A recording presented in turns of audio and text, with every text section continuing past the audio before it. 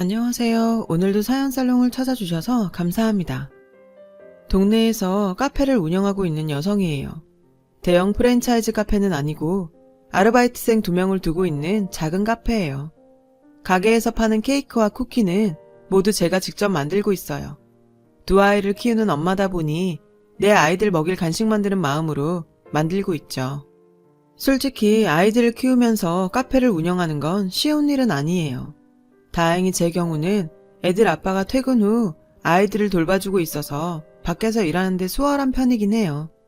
다행히 아이들도 일하는 엄마를 많이 응원해주고 있고요. 저는 초등학교 5학년인 아들과 3살인 딸아이를 키우고 있어요. 딸아이는 올해 유치원에 들어갔죠. 아직 어려서 걱정을 많이 했는데 다행히 친구들과도 잘 지내고 적응도 빨라서 안심이 되더라고요.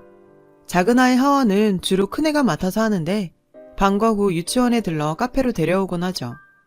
나이 차이가 많이 나다 보니 오빠 노릇을 톡톡히 한다니까요.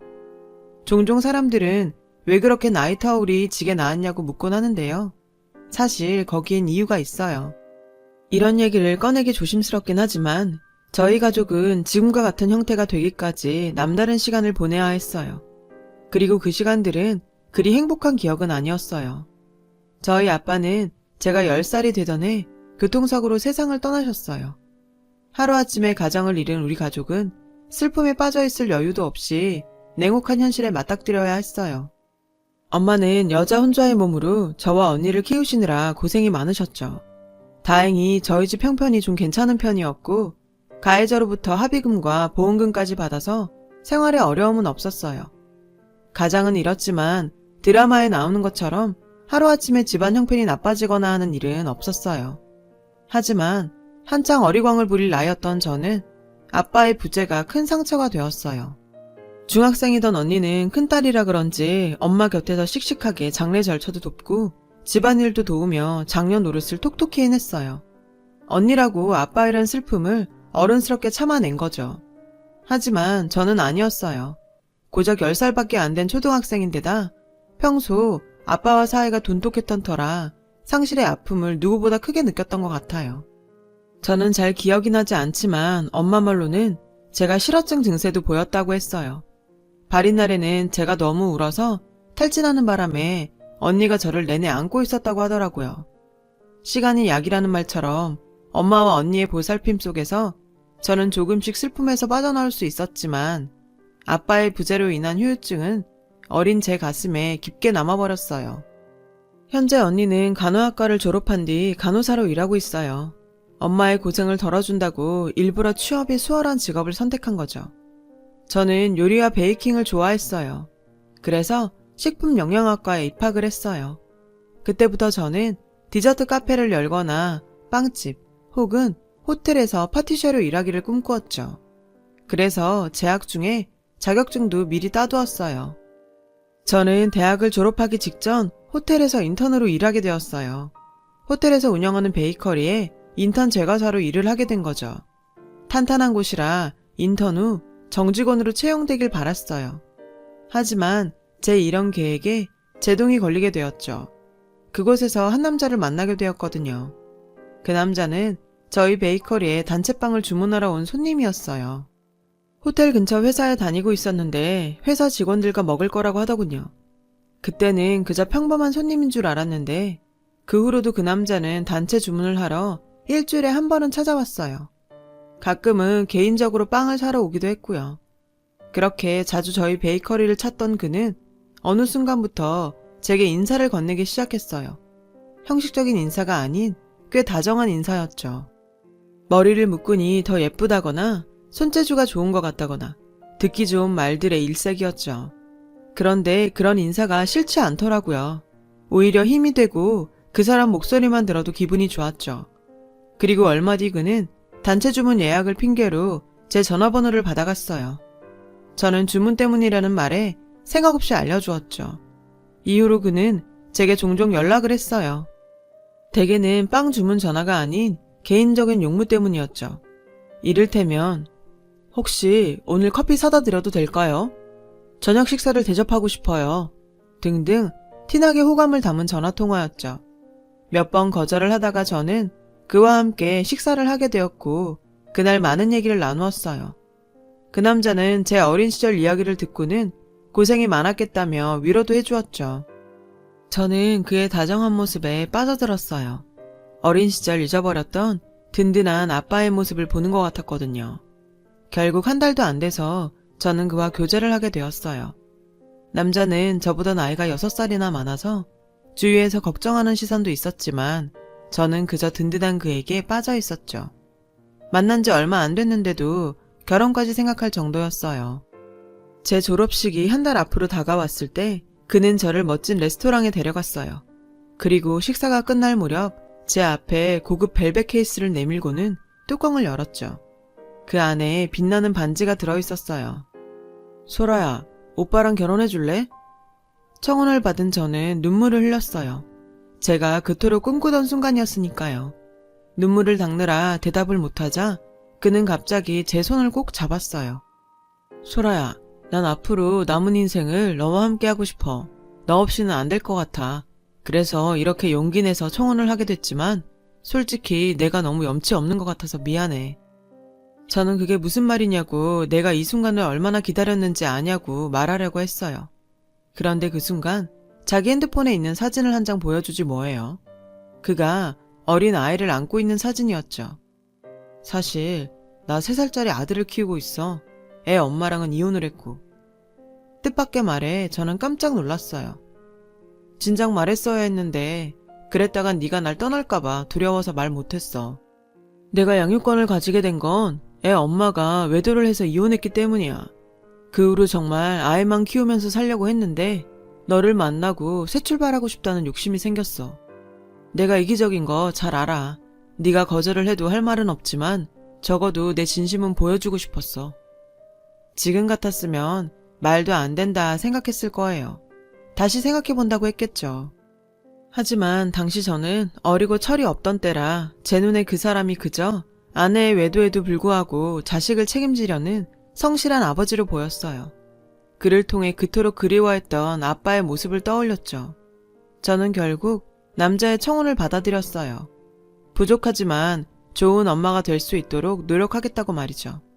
그는 고맙다며 평생 저에게 감사하는 마음으로 살겠다고 하더군요. 그 다음날 저는 바로 그의 집에 가서 아이를 만났어요. 아이와 하루 빨리 친해지고 싶었거든요. 아이는 친할머니가 봐주고 계셨어요. 어머님은 그리 깐깐한 분은 아니었어요. 저를 보시자 어려운 결심을 해주어서 고맙다며 아들이 전 저에게 받은 상처가 커서 평생 혼자 애 키우고 살지 않을까 걱정하셨다더군요. 그러시며 제게 정말 고맙다고 하셨어요. 이런 저의 결정에 저희 집은 한바탕 난리가 났어요. 엄마는 그 자리가 어떤 건지 알기는 하고 이런 결정을 했냐시며 머리를 싸매고 누우셨어요. 언니도 언니대로 충격을 받았고요. 그 얘기를 들은 남자는 하루가 멀다 하고 저희 집에 찾아와 저희 엄마와 언니를 설득했어요. 자신의 처지는 누구보다 자신이 잘 안다며 그래서 더더욱 저를 아끼고 보살피며 살겠다고 말이죠. 처음엔 거들떠도 안 보던 엄마는 솔직하고 한결같은 그의 모습에 조금씩 마음을 누그러뜨리셨어요. 그리고는 있는 그대로의 그를 봐주셨죠. 그리고 얼마 뒤 결혼을 승낙해 주셨어요. 남자의 아이는 3살이었지만 말도 어느 정도 했고 의사소통도 가능했어요. 저도 아이도 처음엔 어색하기만 했어요. 육아 지식이 없었던 저는 인터넷 검색을 통해 아이와 친해질 방법을 생각했어요. 퇴근하고 매일 찾아가서 같이 놀아주고 과자나 쿠키도 만들어주었죠. 결혼 준비를 하는 몇 달 동안 대부분의 시간을 아이와 친해지는 데 썼어요. 지성이면 감천이라고 하죠. 저는 결혼식 전에 아이에게서 엄마라는 소리를 들을 수 있었어요. 마음을 연 아이는 저를 잘 따랐어요. 엄마, 엄마 하며 저를 먼저 안곤 했죠. 그 모습이 그렇게 사랑스럽더라고요. 가족들과 지인들의 걱정 속에 저는 결혼식을 무사히 마칠 수 있었어요. 남편도 남편이지만 저는 아이가 너무 예뻐서 이런 아이를 두고 바람을 피운 친모가 용서가 안 되더라고요. 저는 남편과 아이가 살던 집에 들어가 신혼살림을 시작했어요. 베이커리에서는 인턴 기간이 끝나고 정직원으로 전환을 시켜준다고 했지만 저는 육아를 위해 일을 그만두었어요. 지금 생각해보면 참 바보 같은 짓이었죠. 하지만 당시엔 그만큼 아이가 좋았고 꿈꾸던 결혼 생활에 취해 있었거든요. 아이는 날이 갈수록 제게 애착을 보였고 다른 아이들 앞에서 보란듯이 제 손을 잡아 끌며 엄마라고 부르곤 했어요. 그 모습을 보니 제 어린 시절이 떠올라 마음이 짠하더라고요. 처음에는 아이를 어색해하던 엄마와 언니도 시간이 지나다 달라지더군요. 언니는 조카 바보가 되어 아이를 위해 선물 공세를 이어갔죠. 그때까지만 해도 저는 제가 행복한 가정을 꾸리고 있다고 생각했어요. 그래서 스스로 뿌듯하기도 했죠. 하지만 그런 꿈 같은 생활은 결혼한 지 1년도 채 안 돼 무너지고 말았어요. 제가 이혼을 하게 되었거든요. 이혼 사유는 어이없게도 남편의 외도였어요. 결혼하고 7개월 정도 되었을 때 우연히 남편 핸드폰을 보게 되었어요. 그리고 그 순간 막장 드라마에나 나올 법한 상황이 전개되었죠. 남편의 핸드폰에는 하트 이모티콘으로 장식된 연락처가 있었고 그 번호로 주고받은 문자를 보니 기가 차서 말이 안 나올 지경이더라고요. 닭살 돋는 애정 표현과 음란물에 가까운 사진들로 가득했거든요. 너무나 확실한 외도 증거에 저는 곧바로 남편을 추궁했어요. 남편은 순순히 인정하더군요. 미안해. 집에서 육아에 빠져 푸석해진 네가 더 이상 여자로 안 보여. 상상도 못한 그 말에 어이가 없어서 눈물도 안 나오더라고요. 결국 그 사람은 달콤한 말로 꼬드겨 저를 자기 아이의 보모로 부렸을 뿐이었죠. 남편을 믿었던 만큼 충격도 컸어요. 저는 몇 날 며칠을 알아누웠어요. 당장이라도 이혼을 하고 싶었지만 아이가 눈에 밟히더라고요. 그 사이 아이와 정이 많이 들어 쉽게 떼어낼 수 없었거든요. 그래서 소가리를 하며 몇 주를 견뎠어요. 그러다 결국 언니한테 들키고 말았죠. 조카 간식 샀다고 집에 불쑥 찾아온 언니가 제 몰골을 보곤 도대체 무슨 일이냐고 추궁을 계속했고 부인을 하다 결국 울면서 언니한테 모든 사실을 말해버렸어요. 그러자 언니가 불같이 화를 내더라고요. 당장 이혼해. 내가 왜 망설이는지 알지만 그래도 헤어지는 게 맞아. 난 내가 그 자식이랑 한 집에 사는 꼴 절대 못 본다고. 딴 거 걱정하지 마. 일단 네 걱정만 하라고. 변호사 알아봐 줄 테니까 그 자식한테 위자료 제대로 받고 여기서 그만 끝내. 언니는 정말 다음날 병원에 휴가를 내고 제 이혼 소송을 위해 뛰어다녔어요. 뒤늦게 사실을 알게 된 엄마는 땅을 치시며 후회하셨죠. 그때 끝까지 말렸으면 이런 일은 없었을 거라면서 당신 잘못이라고 목 놓아 우셨어요. 저로 인해 엄마와 언니가 힘들어하는 모습을 보자 그동안 내가 얼마나 무르게 살았는지 알겠더라고요. 그래서 마음 독하게 먹고 이혼 소송을 진행했어요. 남편이 유책 배우자였기 때문에 위자료를 받고 이혼할 수 있었어요. 하지만 제게 양육권이 없었기에 아이와는 이별을 할 수밖에 없었죠. 이혼이 성립되고 제가 집을 나오던 날 아이가 저한테 매달리며 자기도 엄마 따라 가겠다고 엉엉 우는데 어찌나 마음이 아프던지 눈물을 참느라 아이와 작별 인사도 제대로 못하고 서둘러 집을 나와야 했어요. 결혼을 하고 직장을 그만둔 상태여서 1년 만에 다시 직장을 구해 일을 시작했어요. 호텔로 돌아가지는 못하고 동네에 있던 빵집에 취직을 하게 되었죠. 저는 한동안 우울증에 시달려야 했어요. 한때는 일상생활이 힘들 정도였어요. 악몽도 자주 꾸고 툭 하면 울기도 했죠. 그런 제 모습을 보던 언니는 심리상담을 권유했어요. 처음에는 사양했는데 점점 심해져서 결국 상담을 받게 되었어요. 1대1 상담도 받고 때로는 그룹 상담도 받았어요. 처음엔 도움이 될까 했는데 어느 순간부터 속마음을 터놓게 되면서 마음속 응어리가 조금씩 풀리는 것 같았어요. 그래서 적극적으로 참여했죠. 그룹 상담을 받다가 그곳에서 한 남자를 만나게 되었어요. 저보다 4살 많은 그는 몇 년 전 친누나를 떠나보낸 뒤 지켜주지 못했다는 죄책감에 힘들어서 상담치료를 받고 있다고 했어요. 사인은 심장마비였어요. 그것도 과로로 인한 심장마비였죠. 몸 안의 장기가 엉망이었어요. 특히 소화기관은 다 망가져 있었죠. 누나의 괴로움을 알아주지 못했어요. 한동안 자괴감에 빠져서 일상생활도 힘들고 사람 만나는 것도 힘들었어요. 자포자기하는 심정으로 여기 왔는데 많은 분들의 위로에 많이 울었어요. 남자는 눈시울을 붉히며 말했어요. 그 남자는 상담을 거의 마치고 수료를 앞두고 있었어요. 짝을 지어 상담하는 시간에 저는 그와 짝이 되었고 조심스럽게 제 사연을 털어놓게 되었어요. 제 얘기를 들은 그는 제 손을 잡고 저를 안아주더군요. 그리고는 촉촉한 눈으로 제게 그러더라고요. 잘 견뎠어요. 용기 내서 이렇게 나와주어서 고마워요. 살아줘서 고마워요. 그 말에 저도 모르게 눈물이 흘렀어요. 살면서 누군가에게 이렇게 진심 어린 위로를 받게 될 줄은 몰랐거든요. 그날 우리는 연락처를 교환했고 밖에서 둘이 따로 만나기로 했어요. 그렇게 만남을 이어가다 보니 서로에게 호감을 가지게 되었고 자연스럽게 연애를 하게 되었죠. 사실 조금 두려웠어요. 이번에도 상처를 받게 되면 어쩌나 두려웠거든요. 하지만 평생을 남자에 대한 트라우마를 안고 살 수는 없다는 생각이 들었어요. 그래서 용기를 내어보기로 했죠. 그는 절 많이 배려해 주었어요. 이전의 아픔을 다 지울 수 있을 만큼이요. 그리고 1년이 거의 다 되어갈 무렵 저는 그에게 청혼을 받았어요. 그런데 그가 뜻밖의 말을 꺼내지 뭐예요. 부탁하고 싶은 게 있어. 누나가 죽기 전에 남긴 아이가 있거든. 지금은 누나 전 남편이 키우고 있는데 자기만 허락한다면 내가 키우고 싶어. 강요하는 건 아니야. 네가 원하지 않으면 우리 부모님이 키우셔도 돼. 애 얼굴도 안 보여줘서 부모님이 상심이 크거든. 그래서 조카를 데려오려고 소송을 할 생각이야. 그러자면 법정 공방도 있을 테고 많이 소란스러워질 거야. 난 자기가 그걸 이해해줬으면 하는 마음에서 얘기하는 거야.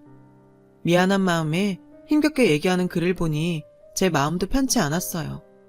당연히 해야지. 엄연히 손주인데 얼굴도 못 보고 사는 게 말이 돼? 소송 당장 진행해. 나도 도울게.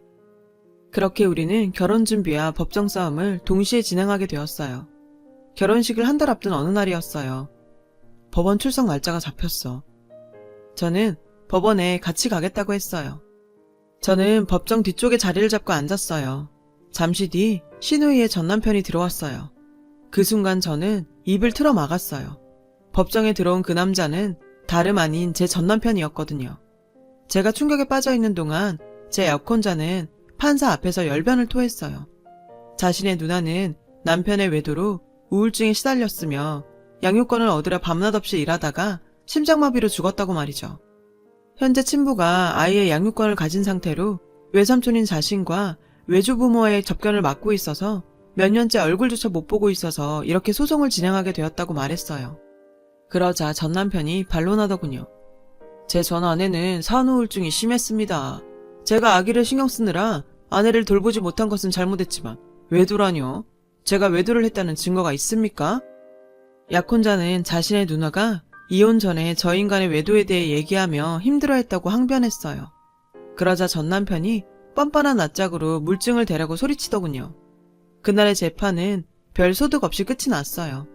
재판이 끝나자 전 남편은 쌩하니 법정을 나가버렸어요. 제 약혼자는 축 처진 어깨로 제게 다가왔죠.